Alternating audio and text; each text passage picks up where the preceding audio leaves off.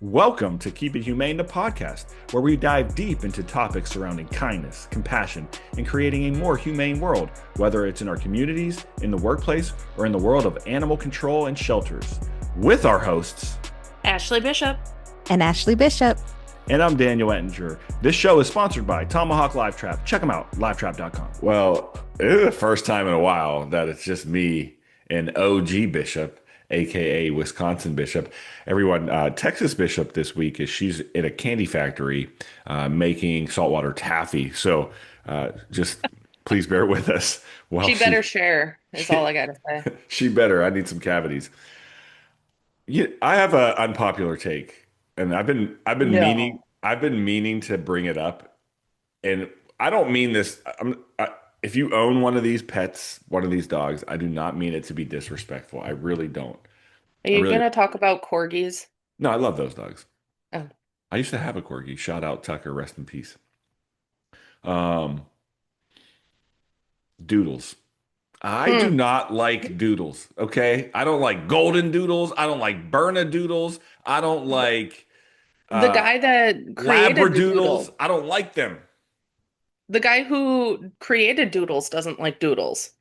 He said it Good. was the worst thing he ever did. Yeah, they're just not like all right, if you walk up to a golden retriever, it's the happiest, coolest, chillest dog. It's like, "Hey, what's up, dude?" If you walk up to a Labrador, usually nice, cool dog, but you walk up to one of these doodles, they're just like, "You're not cool. I don't like you." They're the weirdest temperament. The good thing is they're not like bad and aggressive. They're just standoffish. You also, I don't know, have a little bit of a bias seeing as you got taken out by one. No, I got taken out by a real poodle. Oh, I thought it was a doodle. No, it was a Huh. poodle named Chicho. You know I'm out there looking for you, buddy. Chicho. Yeah, anyway, that's my unpopular take this morning. Welcome to Keep It Humane, the podcast.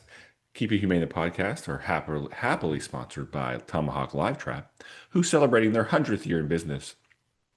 Woot woot. They're a family owned and operated business who work with humane professionals around the world to produce the safest and most effective animal handling equipment available. You could save 10% on their products by using discount code Keep It Humane. That's right, Keep It Humane in all caps. You can visit them online at livetrap.com or call them 800-272-8727. How are things up there in Wisconsin? Well, Mother Nature could stop being crazy because literally the other day I got up and it was like 59 degrees when yesterday it was like 90. What? Yeah, it's stupid. And then like 2 weeks ago we had 100-degree temps. It's been stupid. Yeah, that sounds dumb. But I don't know. It's been okay. It's been interesting to watch the department that I used to work for screw up everything.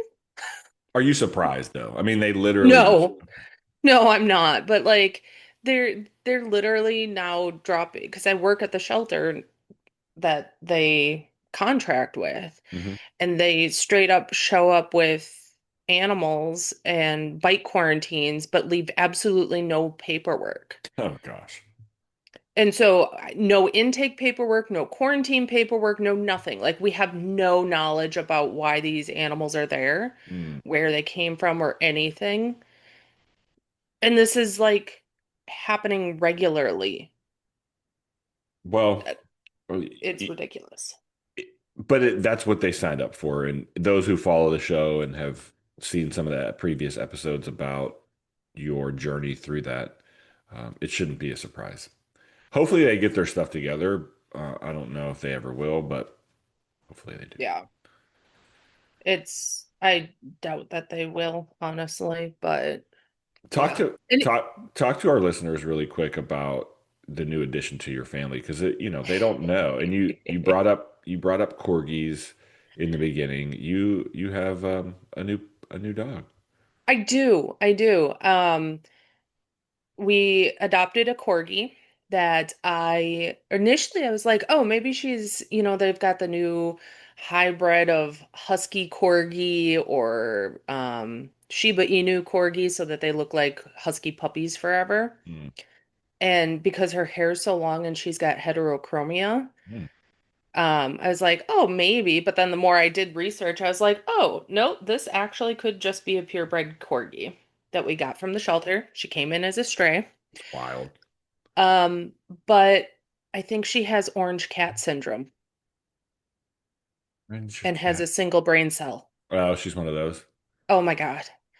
Like we've had her for 3 weeks and she's maybe starting to get how to ring the bell to go outside, whereas, Rex, my big old pitty, like 3 days and he knew to ring the bell to go outside Hmm. to go potty. Yeah. So she, yeah, has the equivalent of one brain cell and sheds something awful. But you But she's still, super cute yeah, you and still friendly. love her. Yeah, Yes. that's great. Love that.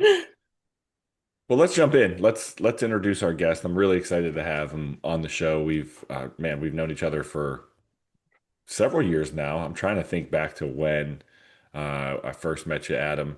Welcome, Adam Blankenship from Virginia Beach Animal Services. Adam, how you doing, man? What's up, man? How's it going, guys?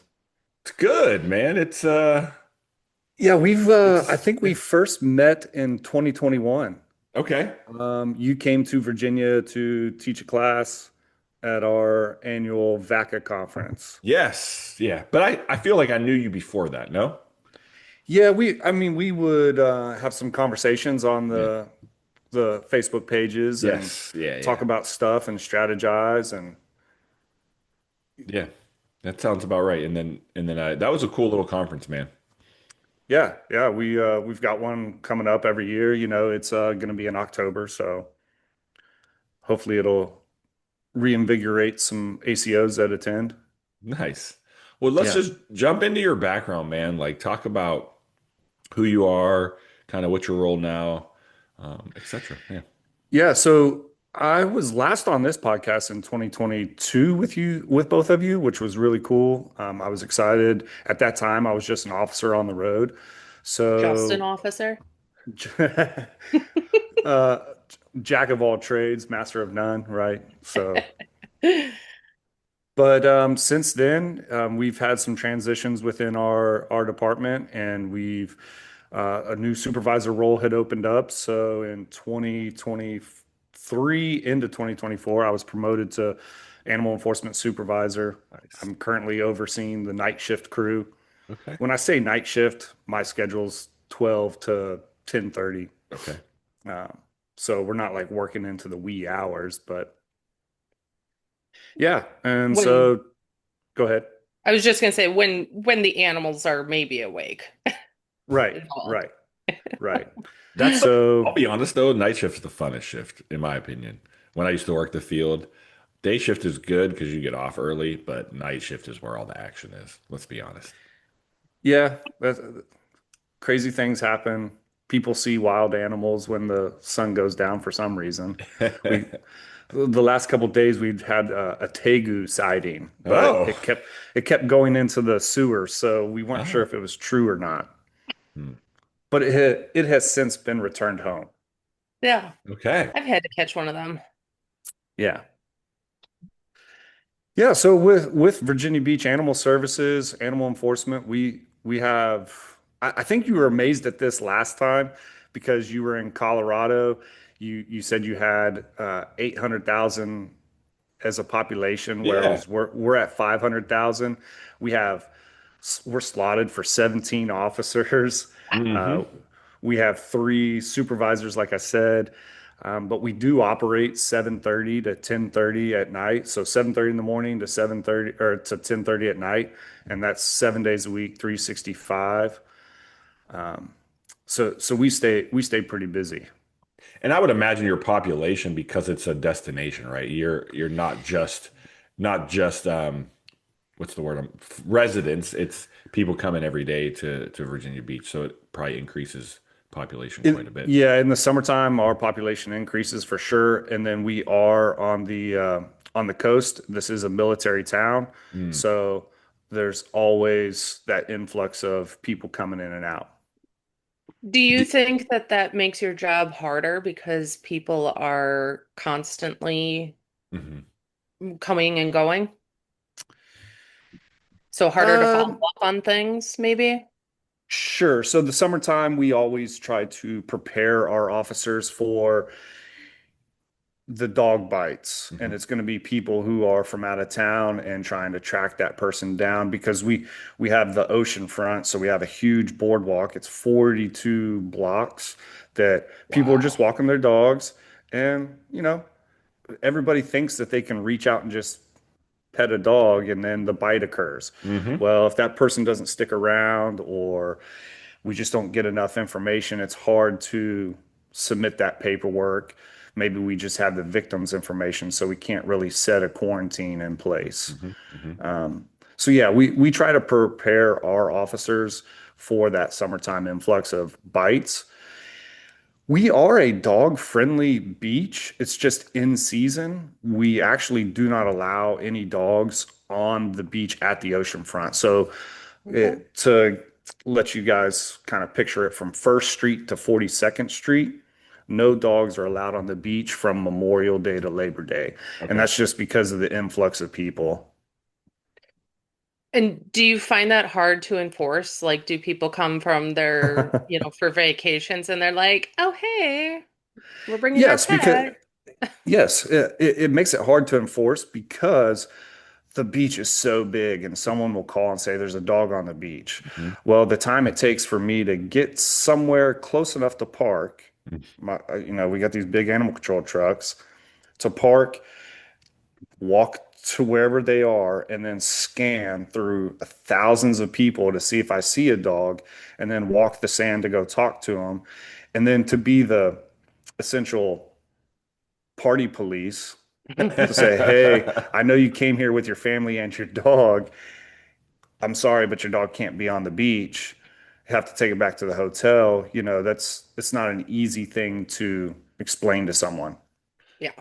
I get that, man. And I think that's part of the beauty of the work that we do is trying to find ways to tactfully work with the community and just say, like, look, here's the why. Like, you don't be upset at me. Like, I'm not the one that invented this law. I'm the one that has to uphold it. This is my job. I'm not coming to your job and saying, hey, uh, those Balenciaga shoes are $800, but I want them for 150. You suck because you won't give them to me for 150, right? So it's I don't make the laws, I enforce the laws. correct. And I think in your setting, living in a beach town myself, and seeing it firsthand, we are such a transient community, and it's but if we didn't have those laws, if we didn't have that, it would be a mess. And so here we have a dog beach that stretches, I want to say, just one way. So like if you do the loop, you can walk about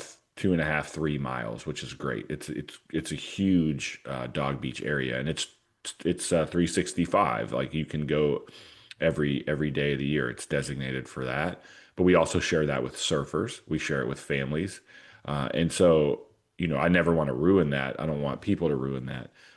Because it's such a vital role. But what you don't have, what I rarely ever see, Adam and Ashley, are dogs anywhere else on the beach because we've designated that spot uh, Yeah. for those dogs. So I think it's really important in a community like this where you're on a beach, a destination, if you will. Yeah, so we have I guess so the First Street to 42nd Street, that's our ocean front. That's the main hub of the beach. Yeah, And then throughout the city, we have a beach, it's called Sandbridge. Pretty much goes to the Carolina border, North Carolina that is. yeah. And so dogs are allowed on the beach there. We have what's called the North End. We have what's called Chicks Beach, Chick for short, or they put an X on it. Just there's no pun in there, Got it. um, but yeah. So dogs are allowed on those beaches, but in our season, it's no dogs between 10 and 6. Got it. From 10 to 6 here, the sun is so hot, the sand is so hot it's not fair for the dogs.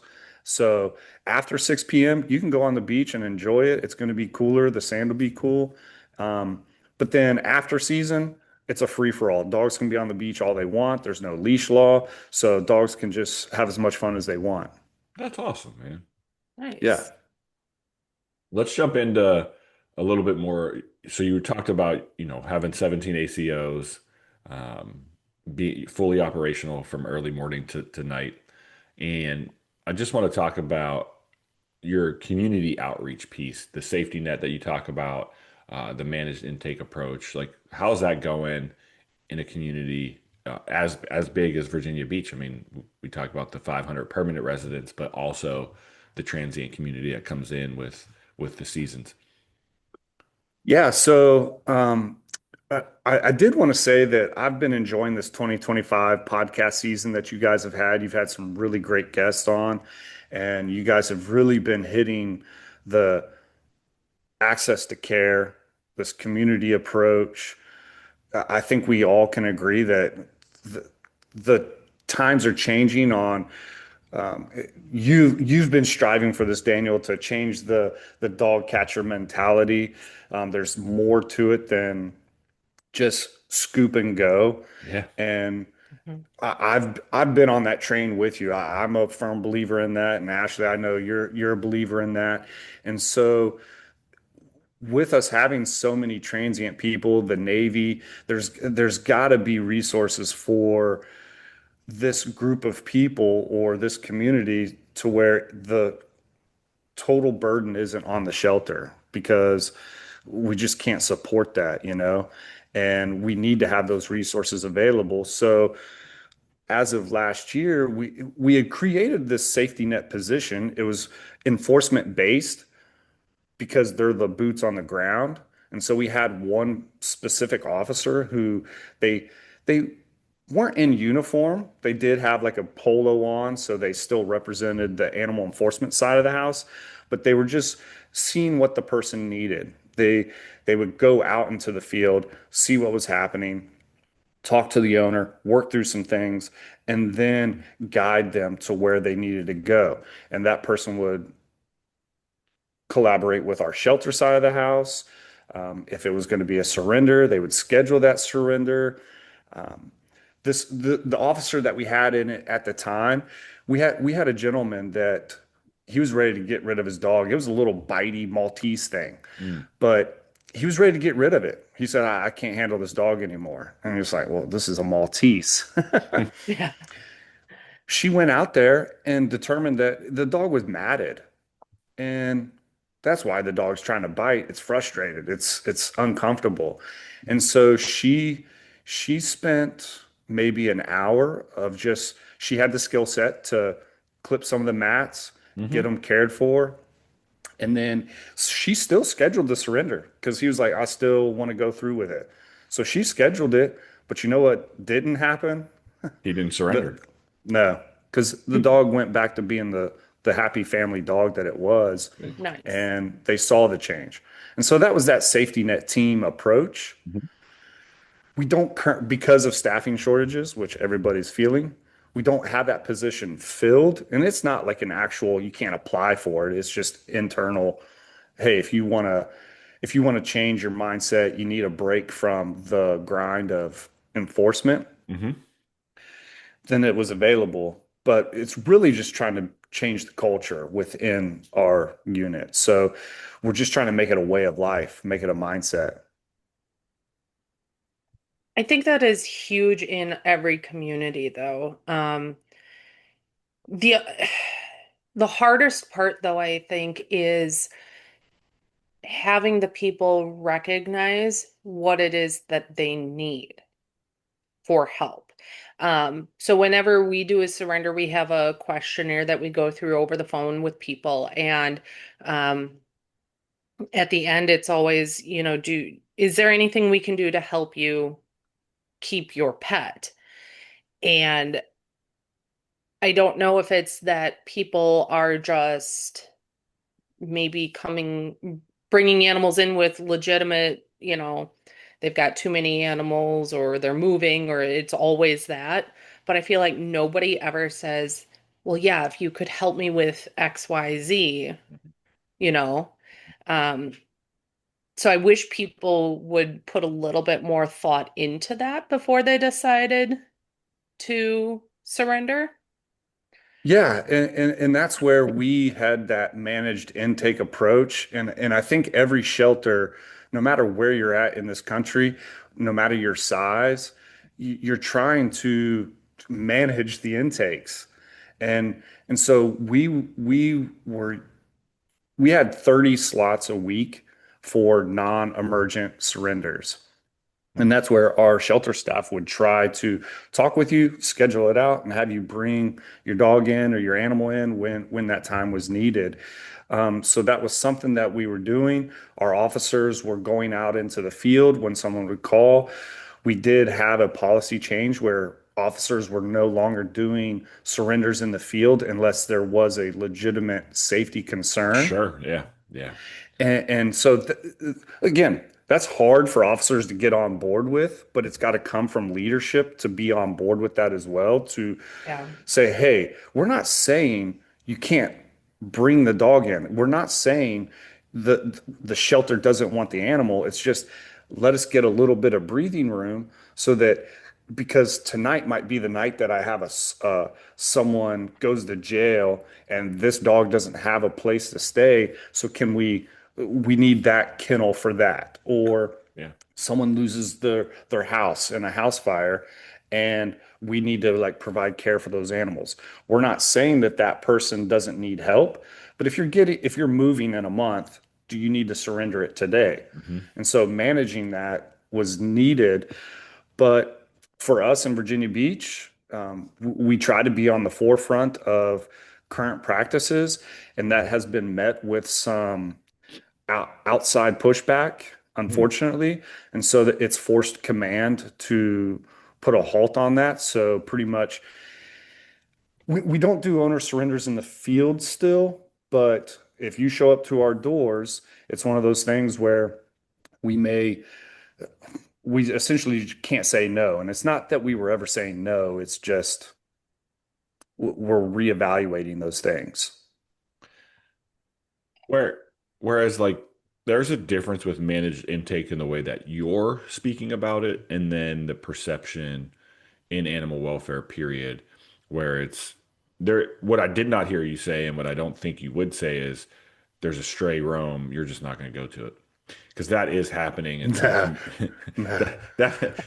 that's happening in some communities, and we've even kind of discussed TNRing dogs. Like that's people actually think that that might. I just I don't. I've talked. Was it? It was. Yeah, you've talked about it. I've Yeah. heard you.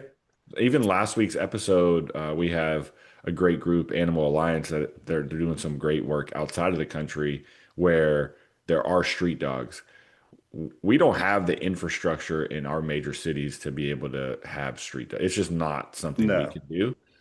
But so you're not managed intake, not that. That's not what you're talking about. And no. I support the way that you do it. And I think it's we have to evolve from the dog catcher where we just pick up everything and take it to the shelter, because not only does that create the image of the dog pound and the dog shelter, it creates this impression in the community that we're just going to be a crutch, or we're just going to be something. Whereas you, as a responsible owner of your animal, you should that should be on your shoulders. Like you should figure it out. And here are some resources we can provide for you to figure it out, and then go from there. But that's kind of the stuff that gets lost in the words that we use. And I think you're doing a good, it sounds like you're doing a good job of that. Right. And because you know what happens, that person who surrenders the dog or the animal, whatever it is, come Christmas time or 6 months down the road, they end up getting Puppy. another animal. Hmm. And Hmm. if our ACOs are in the field and not providing that education, then it's a revolving door. Hmm. And the shelters, and we're never going to truly solve it. And I don't know that we'll ever truly fix it because animals multiply. We keep getting new animals that it happens. But where the managed intake approach was perfect was I told you we're a military town. It's Hmm. transient. People get orders that they have to leave. They're deploying, and so they call us and say, "Hey, I'm leaving in a month. I can't take my dog. I'm not going to be Hmm. able to take my dog to Japan with me or wherever they're going." Sure. It's like, great. Well, call us a week before you're leaving. And in the meantime, here are some resources. Now, what's really awesome about us being a military town is there's dogs on deployment. They're a great resource. They're on the West Coast there, Dan, where they're on the East Coast and West Coast, and basically they are just a network of military families that say, hey, if you run into this problem where you're getting deployed and you simply can't do it, or maybe you need 3 months care, Hmm. link up with us and we'll get a foster family. And so we try to push a lot of our military family that way because that's a tight-knit community. Military wants to trust their military family. So if they're building that culture and they're supporting and even financial support at times, then that's a win-win for everybody, right? Absolutely. 100%. I wish that there was more of that, even for other community members, not outside of military. That was something that I kind of wanted to try to create for, um, like the healthcare center, people that were going in for mental health, evaluations and things where they were going to be gone for a couple of days. They needed their pet, because, that kind of helps them get up and get going and stuff. It hasn't taken off because it all comes back down to funding and, Right. having that. But I wish that there was more of that around so that it didn't all fall back on the shelters. Hmm. I agree. Right. And I think I do think we'll get there. I don't feel our industry talks enough about succession planning.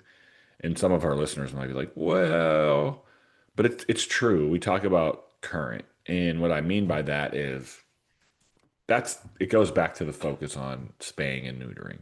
If we can spay and neuter or succession planning for less intakes in the future, unless it's a behavioral issue, right? Unless we're dealing with animals that truly have this, you know, propensity to attack other dogs or other people in the community, and that we have to be very mindful of. But as we continue to move forward, I think that should be the focus: is how do we provide those resources? How do we equip our communities with access to care? And then how do we, become more of a resource center versus just a shelter, right? And I think that's the big piece. When I say resource center, Adam, maybe it's you or maybe it's some of your staff that has every month there's a humane education course that's open to the public that you guys teach to really show the community like this is how you become a responsible pet owner. Maybe some of those classes are mandatory for people that violate, whether it's the leash law or whatever it may be. Right.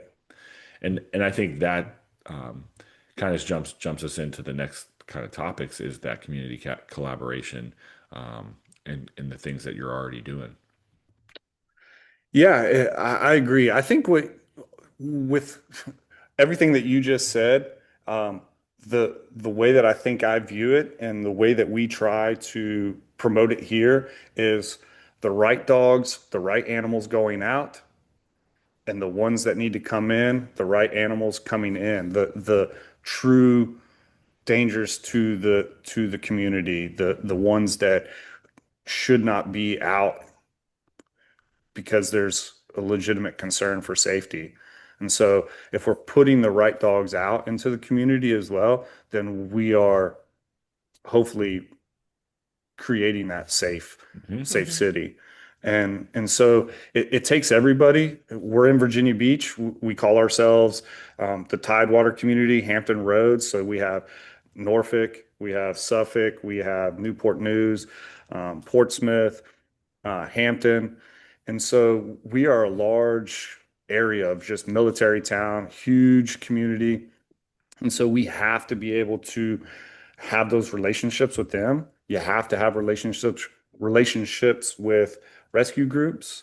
Hmm. And so you have to find ways to strategize.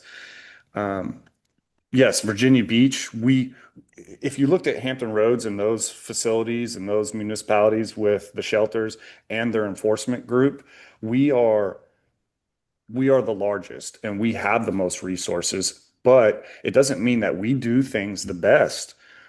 Like someone who has a smaller facility, they have to be creative and they have to do things a certain way. And Yeah, so, and if they're doing it right and they're successful at it, then we need to like look at that and say, hey, we probably should change. And so looking for those little wins is awesome. Um, we can talk about it a little bit later potentially, but we because I wanted to talk about how we host a Animal Control Academy sure. every Yeah. year. We're not hosting it this year. We need to regroup. But last year, I was one of the lead instructors, and I made some great contacts. And this is just community collaboration with one of the officers that comes from Halifax County. And we were talking about our pet pantry. We have a large pet pantry here that we just, for that safety net team to provide food. And they said, hey, our facility is right next to a dog food manufacturer. Hmm. Like they make dog food there. And we have so much food that we're always just giving it away. Hmm. And they said, if you want, we'll bring a trailer, a literally flatbed trailer. They brought 3 pallets of 35-pound bags of dog food to Wow. us. Wow. We're able to store some of that for our hurricane emergency stuff in case we run into that. But then that helped us support the community and provide for some homeless families. And we bag it up, like we divvy it up. We're not just going to give all 35 pounds. But we're going to divvy that up and we're going to give that out to the community. We may be able to support another city with, hey, we'll give you some of these bags so that you can support your community as well. And so Sure. Halifax County, shout out to them. And we've done that twice now. We've gotten 2 loads from them and it's been nothing but great. That's awesome. You know, my grandmother always said, and I live by this, it's not what you know, but Mm. it's who you know. And every one of our areas operates differently because we have to, because of our region and our area. But that Yes. doesn't mean that one does it better than the next. And we should still be collaborating and working together to create a better, well-rounded animal welfare society. Hmm. Yes. Yeah. And that's the thing is these other cities, they may not be able to apply our policies. I'm fortunate enough to still be friends with some of I was a Norfolk Animal Control officer. I've said that in the past. I'm really good friends with the supervisor over there. He may not be able to implement some of the policies that we have in place because their structure just isn't there. But I'm going to provide that to them to give them the structure to hopefully build what they need to help them have policies in place for their enforcement unit or for their shelter. And that's where the collaboration is most important. And I think what's really cool, and we all can benefit from that, is just being open-minded about what other teams are doing. And like, sure, your team is on the larger side, 17 officers, but some of our listeners could be like, well, that could apply to our team that is four, right? And I Mhm. think that's really important uh, that we just keep an open mind when it comes to that type of stuff. It's really important to that's how we got to this point in animal welfare in the first place, is having that ability to say like, okay, so and so is doing this, and how do we maybe do a similar thing to make sure it works for our community, because every community is going to have different vibes, right? So you have to just kind of tailor it for what works in Yep. yours. Yeah, Virginia Beach, we're spoiled. We have a full vet clinic, x-rays, surgery room. Uh, we are in the current process. We're down an actual vet, so we're without a vet right now, but we're in the process of being able to have 2 vets and a vet tech. Hmm. So it's a state-of-the-art facility. We recently just joined with what's called Tidewater Community College. Their vet tech program is going to send their first and second year vet techs to our shelter to help us out. They get their credits and our animals get awesome care. We have state-of-the-art facilities. We have everything that most shelters want. Our officers and our shelter, we exist in the same building. Some places that doesn't exist. And Mhm. so that builds a little bit of a wall, like if enforcement doesn't operate out of the same building. Mhm. And we've really worked on getting our building to be one whole unit. That's why we call ourselves Animal Services Bureau, because it's it's not just animal enforcement and the shelter. It's We everything. have to change that mindset. Yeah, yeah, for sure. That's that's the way it should be, for sure. Yeah. You wanted to Yeah. talk about the academy. Yes, yeah. I want Yeah, to hear about and this. I think I had reached out to Dan. I think I reached out to you when I was teaching, not just saying that like, hey, in the future, I might want to have you come in and teach some stuff because I know that you travel quite a bit for teaching certain classes. And so here in Virginia, it is required that within your first year you go to this academy. It's 3 weeks, 120 hours. There is some DCJS requirements, and then there's the rest of the state of Virginia requirements. And we have everybody from deputies to ACOs, Hmm. police officers that maybe that locality doesn't have an actual animal control officer, but the state requires you to have one certified. So so then yeah, we host this. We're going to host one March of 2026. Okay. Last year we had 20 ACOs graduate, which was awesome. It's the 11th one that we hosted, so this next one will be our 12th. Again, we have the resources. We call it Hunt Club. It's a pretty much a petting zoo.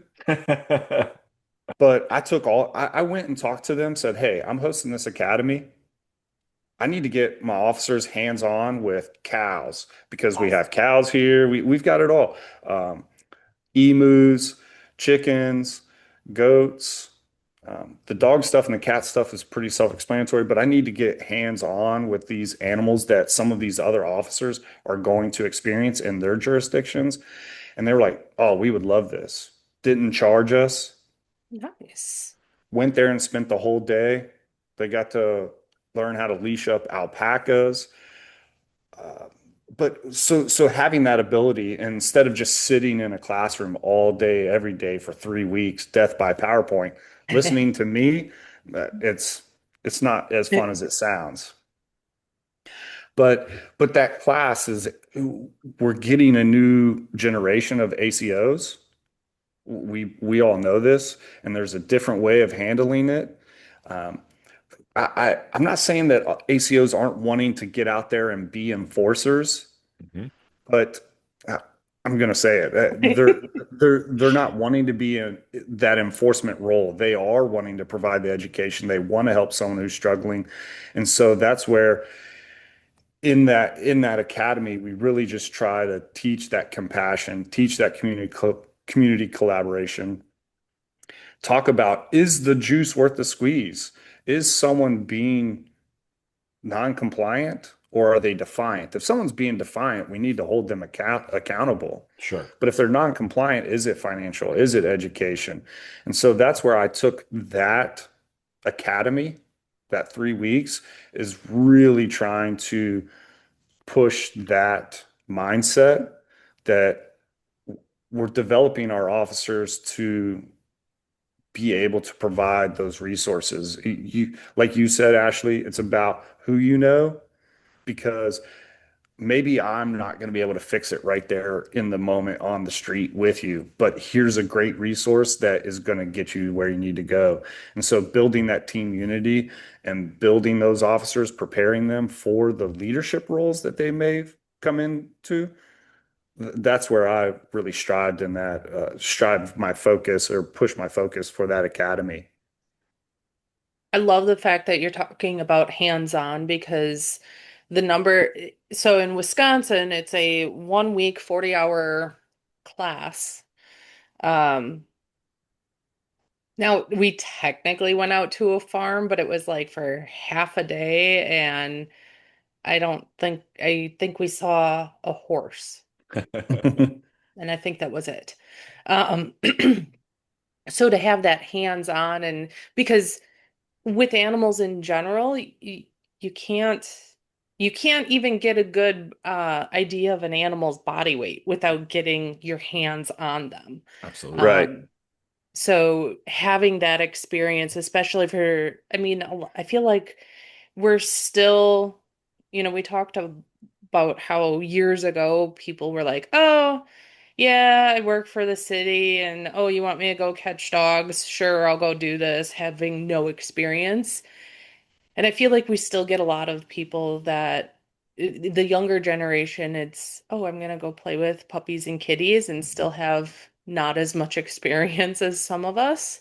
Right. Um, so giving them that opportunity, and I love the fact that you're talking about 3 weeks of training.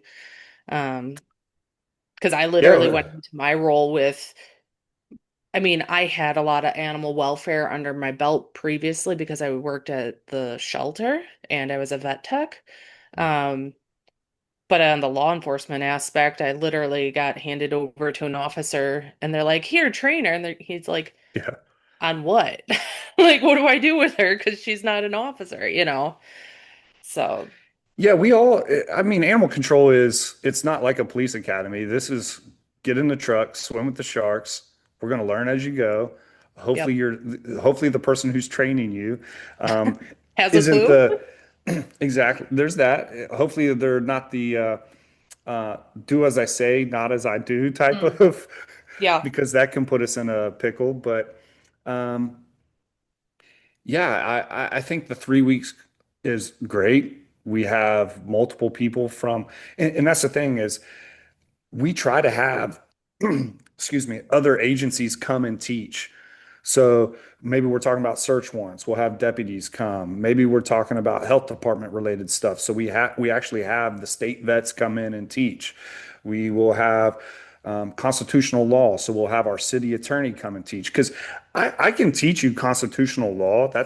I can read a PowerPoint, Yeah. but I'm not going to give you that nitty gritty stuff that the city attorney is going to make sure, hey, without a doubt, you can't do this or you need to stay within these Mm, confines. In Virginia, animal control officers, we are not law enforcement officers. We're not sworn. So unless you're a deputy or a police officer, you got to stay within these confines. And so it's really crucial to have those instructors and have that collaboration to ensure they're going out into the field with confidence. And sure, you're going to have to adapt to what your community and how your policies and how your department operates, but I feel like it's a good course. And it's much needed because a lot of agencies don't do any sort of standardized training, and it's great that Virginia has that it built in. Like you have to do it. California, we have a couple classes that are mandatory, and I'm trying to think. Some Texas has a mandatory course as well. There's only a few states that it's mandatory. I believe the state of Wisconsin. Washington too. So yeah, there's quite a few. I know it was optional in Colorado when I was there, Mm. but a lot of departments could require it. So it just really depended on If the it's not agency. required, is that where you see like ACOs go through the NACA ACO 1, ACO 2 courses? Yeah, so a lot of agencies can then build into their job description that within 12 months of hire, ACO or candidate must pass NACA, or if there's something Okay. similar. Yep, exactly. Yeah. I think that there's I a thought couple that of was a states. NAC. Sorry. I No, thought that those ACO 1 courses, I thought they were long, but apparently it's just a few hours or I've never done it. Did you do it? Somebody did that I recently. did. They were, I think it was 40 hours, yeah, that's which is wild to me. course. I'm Um, not saying that does it really make you qualified? Well, man, I- that's Adam. You're baiting me down this road, and I'm gonna take the bait because why wouldn't I? How big of No, a fish are we getting? no. What it does is it takes liability off of the existing agency to say no, they were trained by a national organization through a virtual train. I don't know. I haven't taken it, so I can't talk Yeah. negatively or positively about it. I've heard both good and bad things. Um, I think it's self-paced, which is great, and it does provide a baseline. But nothing, in my opinion, nothing is equal to in-person, hands-on. I mean, the way you were talking about your academy, like that, that's the way it should be. The problem that we find with that is the time commitment. If I just hired Yep. three new officers, I don't have the ability to get them all to you. But then it's like, but they also don't have the ability to be out on the field in the field on their own either. So it's this balance. I've always been a fan of in-person training. I don't think that virtual training is bad necessarily, but I don't think it should be all everything that you need. Right. And I think that Yeah. there's some states that actually, I thought that there were some that said that the NACA training was their requirement for the state. Yeah, Um, yeah, there's some states that have adopted that for sure. I thought actually Virginia adopted that when one of a friend of the show and a previous guest as well. Um, why am I doing this? I literally can see his because this face, is a Dan thing. This is and I why. can literally Leonberger. Why am I forgetting your Oh, first Rob name? Lineberger. Yeah, Yes. why am I Yes. forgetting your name, Yeah. Rob? Sorry, Yeah. buddy. My bad, bro. He just transitioned to a new shelter, so Yeah, I'm excited for him. he's over in the DMV, right? He's in Yeah. whatever He, city he that he is. was in Richmond, but he just took over another shelter, which I'm excited for him. Change is tough, but Yeah. that guy's got a wealth of knowledge. So Oh, 100%. He's great. But I thought that when he was director of NACA or president of NACA for a little bit, that he got Virginia to adopt NACA, if I'm not mistaken. so so I was going to look, you have a window. So from the time you hire somebody, Yeah. you have a year. And if they don't go to an academy, again, there might be, let's say there's three in the state all year. If you don't get that person hired within that window, Hmm. then they miss that academy. Well, then you're like scrounging around trying to find one. And maybe the next one is it's a 5 hour drive. And then you got to pay for a hotel. There's finances in that.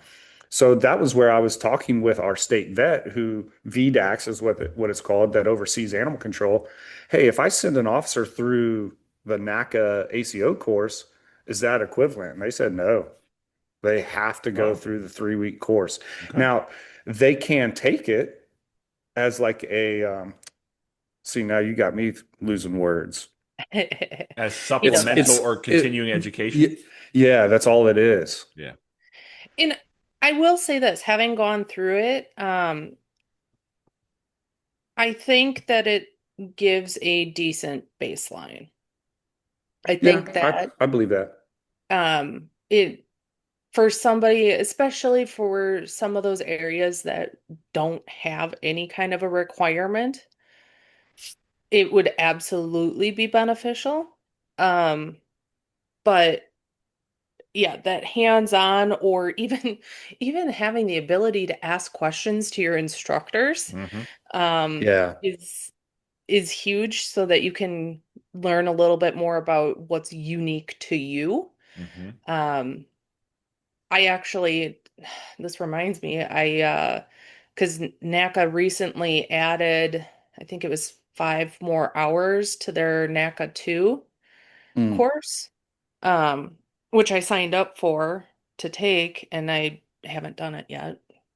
But What's interesting is when you look at those ACO 1, those ACO 2 courses, I think 3 or 4 out of all the instructors, they're all here in Virginia. And so that's who we have come teach at our academy. So I know it is quality.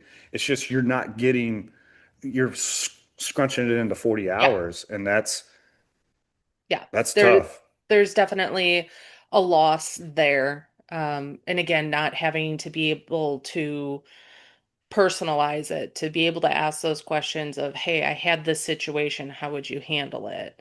And things like that. There's a But difference. Yeah, there's a difference in We even go getting. as far as go ahead, Dan. No, I was just going to say there's a difference in getting basically a certificate of completion versus getting an actual certificate.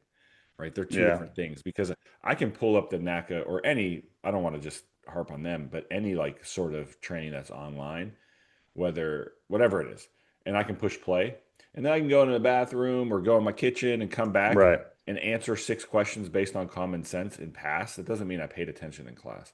Now that's a personal problem for people, Yep. but there's no way that you can manage that from a virtual setting. Now, if you're in my class, and Adam, you may or may not know this, and Bishop, you may probably know this, just seeing me teach it last few years in Texas.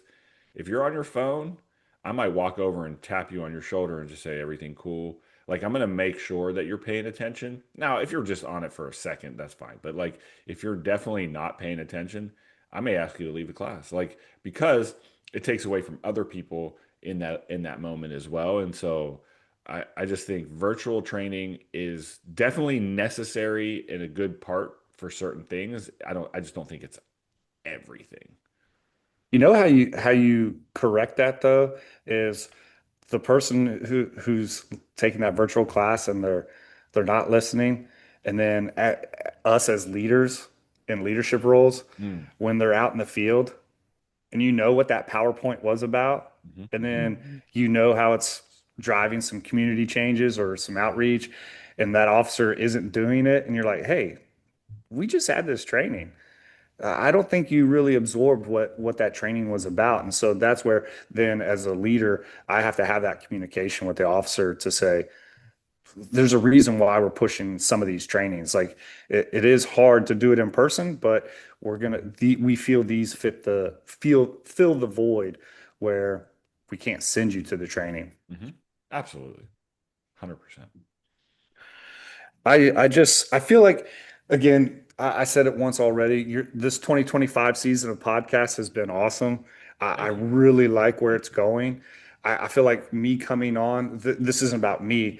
Me coming on to talk about the enforcement side is crucial now because it's like the ACOs need to be charged up. They need to be ready to hear everything that you guys have had on the prior podcast and then hear it from an enforcement standpoint that it can work, maybe not to my scale, but to your all scale. And we're not just dog catchers, we are investigators. I don't think your communities don't understand what we do. They Mm. don't. Hmm. Nope. Um, I have, I just, if you have a second, I wanted to give you Yeah, for sure. I'll give you our top three calls for service or top three calls for service for 2024, and you guys tell me what you think they were. Okay. So at number one was 2,862 calls for service. Okay. Number two was 2,312, and then number three was 2,275. Bishop, before you answer for the everyone to hear, let's put it in the chat, and then Adam, you tell us who's right and who's wrong. So don't hit enter yet. Don't hit enter. Okay. So do those numbers again one more time, please. Number one was 2,862. 2862. Okay. 2,862. Number three, and this is for Virginia Beach. So number two was 2,312. And our third call for service, 2,275. All right, here we go. I got. Tell me when you're going to hit enter, Bishop. This is fun. We got to keep the air going though. So as Yeah. as I talk through it, I don't know if I want to put this one or this Well, one. All right, well, I got this. this is where I want to make a point that our ACOs, I think the community is confused about what we should do, what we are doing, and where we need to All right. My go answers with the are in. community. All right, hold on. Tell me when you're ready. This is fun. We need All right. All right, I'm ready. 1, 2, 3, go. So you had okay. We're pretty close. All right, so I'll just read them out loud, and then you can tell us if we're even Yeah. close. So Bishop had number one, stray dogs. Number one, I had same thing, leash law violation. Number two, she has dogs in hot cars, which I was thinking about adding, but then if you didn't, well, one thing I was doing while we were chatting was looking at the climate there. And Right. you have 5 months of really, really nice or cooler weather. So that one I didn't do dog and hot car. Okay. And Yeah, then but there's so many people. I had There's so many visitors. Sorry. number two for me were dog bites, which was number three for you, and number three for me was barking. So Mm. what do we got, Adam? Number one call for service for 2024, 2,862 calls for a sick or injured animal Hmm, Oh, hmm, because we handle wildlife calls as sure. well. okay. Good call. Yeah. Okay. Second was stray dogs. Okay. Okay. And then number three, and this is mind-boggling to me, and I'm really trying to change the mindset, but it's a tough one, is dead animal pickups. Yes. Really? That's a big one. That's a big one. It, Wow. it is the amount of time that, again, I told you we have 17 officers, but we have four precincts. So we try to have an officer in each precinct. And it's one of those things where it is time consuming. Ha- Uh-huh. Have you ever looked at, so when I worked in Denver, at one point we did that. And then somehow, and I don't know where it came about, but leadership decided, let's get quotes and see about having like a dead animal collector versus our officers doing it, which is a huge, like, it's just not even just like a boost of like the team's morale because you don't have to deal with that anymore, but it also created this world of like, okay, now um, we can be Now more our efficient. ACOs aren't trash collectors. Well, that, yeah, but then you can be more efficient as well. Yeah. So have you ever has your team ever thought about We that? we have discussed it. It is way above our heads. That's a well, who fills the void there? And so that is something that I have the ability to go out into the community and tell them about this and tell them that I believe they should try to talk to their council members or we need the community to drive the change because that person thinks that me picking up a dead squirrel Hmm. next to their mailbox is just as valuable as me going out to respond to a serious dog attack or a serious cruelty. And that's just the citizens being unaware of Hmm. what our role is. Hmm. So, One of our like next highest calls at 600 calls for service was us literally returning an empty trap back home. Wow. Wow. We and changed that policy because once we promoted that to the command and they understood, oh, we're taking an empty trap back to where it came from and we're not solving the problem, we can't keep doing that. We don't have the manpower for that, and it's wear and tear on your trucks. It's wear and tear on the person. And it's so amazing to see because some of our listeners will be like, what? Like, these numbers are crazy for our department. When I worked in the mountains of Colorado, our number one call for service was going to veterinary clinics and picking up deceased bodies, bringing them back Mm, to the shelter, incinerating them, grinding the ashes, and then returning them back to the vet clinics. It was it was not animal yeah. control. And to be honest, for that agency, we're talking about 1,200 calls in a year. 700 of those calls were what I just explained. So there was like, Wow. you weren't really doing animal control work. see, No. and it baffles me. So when I was, we had it in my job description that I picked up domestic deceased animals so that I could check them for a microchip and try to Yep. find an owner or whatever. But our Department of Public Works is who picked up all of the wildlife and disposed of it. Yeah, and Um, there are other agencies or other jurisdictions that, yeah, it's waste management or it's public yeah. works that picks it up. It's just and there's no policy that says animal control shall pick up dead animals. Right? It's a It's service. just, Yeah. Just a service. That's baffling to me. Yeah. It is. And I think as we continue to evolve as a profession. Yeah. Uh, you know, Professional profession. yeah. there's an episode of I want to say it's Dexter where there was a dead animal collector in one of the episodes. Like, so it doesn't have to necessarily be animal control. It can be part of waste management. um, etc. So yeah, you know, there's a lot of evolving that we have to continue to do, and people like you, Adam, you're doing it in Virginia and getting the chance to come on and talking about it. Hopefully, you can inspire some of our listeners to do it in their communities as well. I'm always sending your podcast to everybody that I can, whether they choose to listen to it, that's on them. But I look forward to each week. I really do, because One of the yeah, you all having Dr. G on, that's like we need that everywhere, everywhere. One of the coolest everywhere. things that happened, it was a couple months ago. I just get a random text message. I hadn't heard from you in a while, and it's just you passing by someone's backpack with one of our logos on it, and I was like, dang. Dude, actually, that is the Halifax County. Those are the people who give us the dog food to Oh support. wow, Nice. So it's like small world for sure. that's so awesome. That is so awesome. Yeah. Yeah. Well, before we wrap up, man, is there anything you want to make sure our listeners just know, or something you want to share before we go? The only thing I didn't touch on, and I know I'd reached out to you via Hmm. text, was the PBA, Yeah, let's our definitely talk about officers, that. Yeah, if you have a minute. yeah, please. I think Mhm. it's important. I was hoping we did get to that. So some people may not know what a PBA is, but most police departments have some sort of police benevolent association. Maybe consider it a union, maybe, but it's something that we have really been working on trying to be a part of. Hmm. But because we're not law enforcement officers, we've never had that access. Well, over the last year been really working with the president of our PBA and just saying, hey, forensics is a part of it and they're not sworn. Hmm. And so they have like a reduced rate, but it's one of those things that it's going to give us access for when the police department, maybe their officers are fighting for a pay raise, Hmm. that now we're going to get to be a part of that conversation.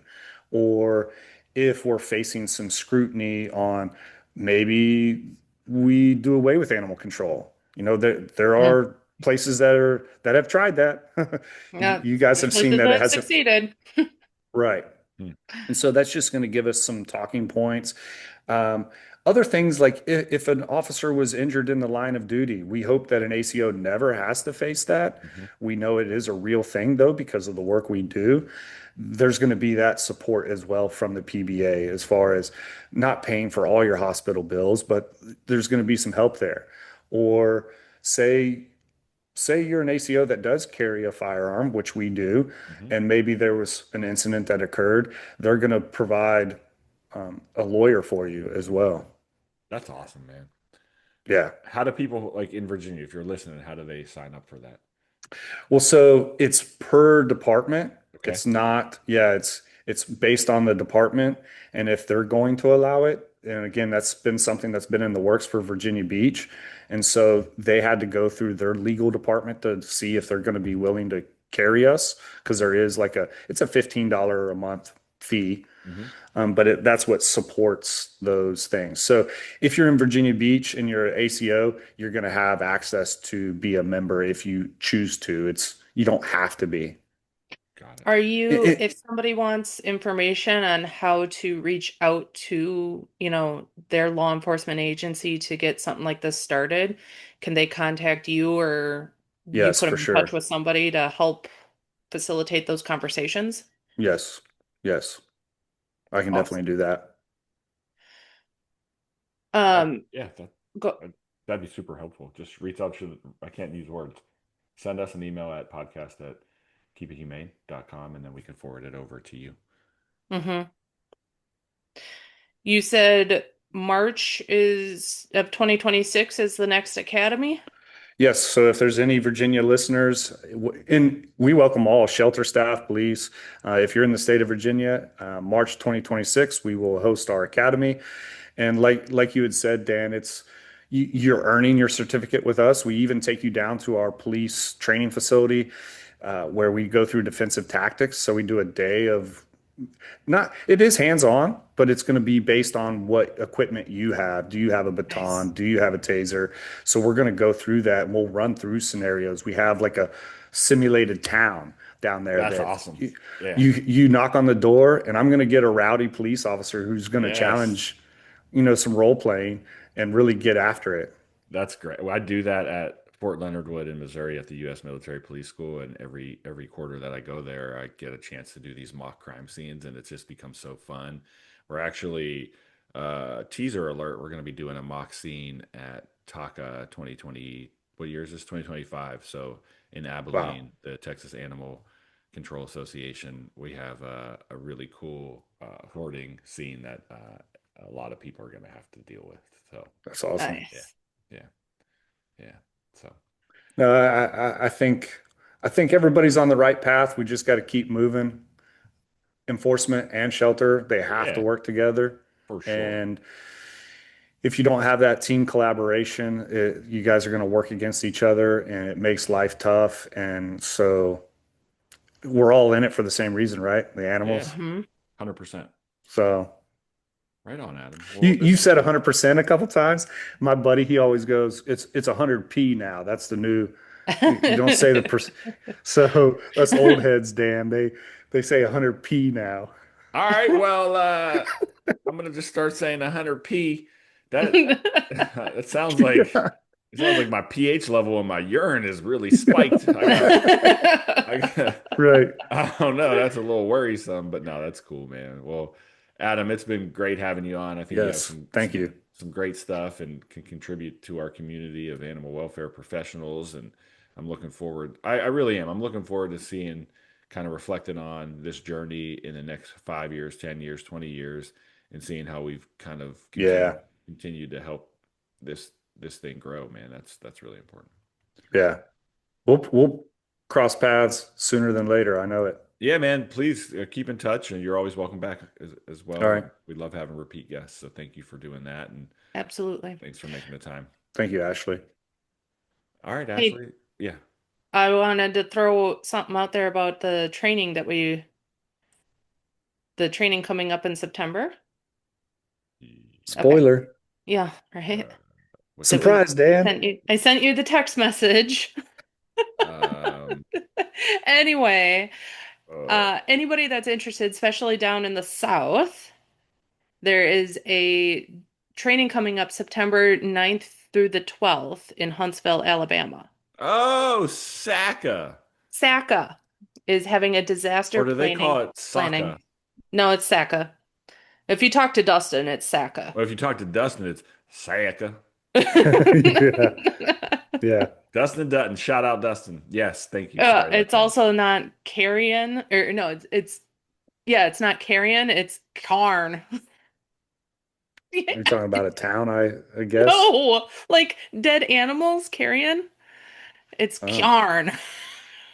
interesting. It's it's hard to talk to Dustin sometimes. Um, but I think that this is going to be a very, very good training. I really wish I could go, but especially for people that are in the hurricane areas, tornado areas, this disaster planning and preparation, you can reach out to them to sign up at www.saca, that's SACA dash conferences or conference, no S, conference.org. Um, but there's going to be, they've got a lot of really great vendors and everything lined up, but it's that time of the year for Hmm. lots of disasters. I know Texas has been dealing with so much this year again. So, Yes, I have. Well, yeah, yeah, check it out. Check out our website too, keepithumane.com. Check out all the socials.